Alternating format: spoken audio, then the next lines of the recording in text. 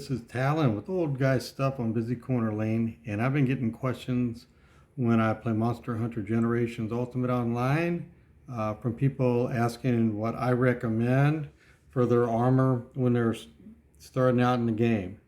Now, please understand, it doesn't mean that these people are terrible players. They're basically coming from some of the newer games that don't have this mechanic in it, that are not really sure what to do. So with that in mind, I've got some helpful information for them.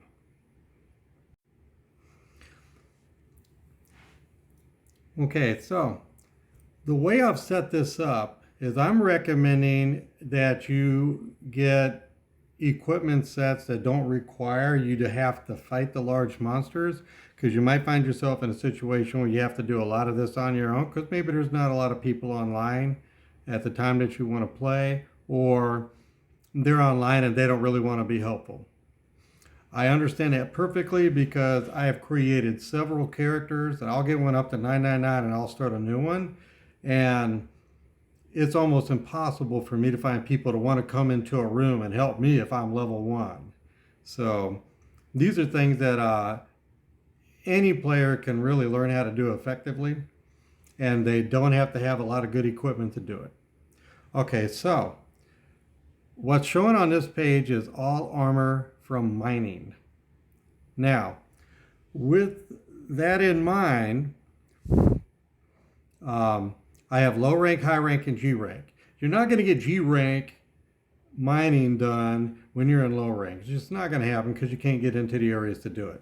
But if you're going by rank on doing these, then I recommend alloy armor for low rank. Okay, the defense starts out at 12 and goes to 62, and you get 3 armor slots total in that. Now, your total armor defense is going to be 60 starting out, which is a lot better than the one you get at the very beginning of the game if you're not wearing armor, and if you're wearing any of the village armor right at the beginning, you only have about an 11. So this is a big improvement right there if you just go in and do some mining. And I would use the Palicos for mining because you don't have to have anything to do that. They automatically have pickaxes. So you can just go into any place and just mine with the cat. Okay. But with low rank, you'll get Sharpener 10. So you get some sharpening skills. It doesn't make your weapon sharper, but it does give you some sharpening skills when you do use the whetstone. Okay, and you get wind resistance 7, and with 3 slots, you can improve wind resistance 7 to a wind resistance 10. You need 10 points to make any skill activate. So I've seen some people that they have a lot of empty armor slots, and they have about 15 skills showing, but they're all at like a +2 or +3. They're not active skills until you get to a 10. So got to keep that in mind. Just because there's a lot of things showing doesn't mean you have them. Okay. When you get into high rank, and like I said, these are things that you can do on your own. When you get into high rank, just from mining, you can get alloy S. Okay. The total defense on that is 200, and I'm putting these numbers like this. And if you do all the upgrades, you can go to 580, okay? And it comes with Sharpener 10, Wind Resistance 8, and Expert 8. And with 5 slots, right here, you can improve both of those to a 10. However, just my personal recommendation, if I'm not using Palicos for my fighting quest, I'm going to use all these for vitality and add it to my health, because when you're starting out, the menu choices are not going to give you a +50 for health, so you're not going in with as much health as everybody else that's on your team if you're playing with the team. Okay. When you get the G rank, same deal, Alloy X. That's going to start out at 510, and you can improve that to 720. Okay. It's going to come with Sharpener 13. Now, you don't get a bonus for 13. It only works at 10, and that's it. So you get Sharpener, and you have 3 extra points that if you put some skills in, it's going to take away from Sharpener. depending on the skill you're trying to put in. So if it takes away from it, you still got some room to play there. Okay. You get an expert 15 with 6 open slots. You can turn that into a 20 pretty easy. And win resistance 9, you can turn that into a 10. I would still go for vitality with those, just so that you know. And if I used 5 vitality gems over here, I can just take them off of that armor and put them onto this one, so I don't have to go buy or make 5 more of those gems. You can actually take them off an armor piece and put them on another one. Okay, and note, and I see a lot of people not actually doing this, they use no charm at all. The village chief gives you a +10 gathering charm. And if I'm going to use any of these for gathering, I can put in 3 charms for gathering is going to give me a +16. That gives me gathering +2. So it does improve you there. Okay, let's look at this next one. We'll increase our size a little bit. All right. Now, these are mixed sets. I was playing with somebody yesterday and they said, oh, well, I don't have armor skills because I'm using a mixed set. Okay, I got you. Understand. I actually really like these sets. So when I'm starting out, I don't actually go for the alloy sets. I go for these. Okay. Now, here's the thing. I can go from 78 defense, starting out, up to 399. Now, I have to fight monsters, but these are the little guys, the small ones, right? Those Ludroths and the Conchus. And they're going to annoy you in a lot of quests anyway, so you might as well just hit them, get their parts, and you can make this stuff pretty easy. Okay.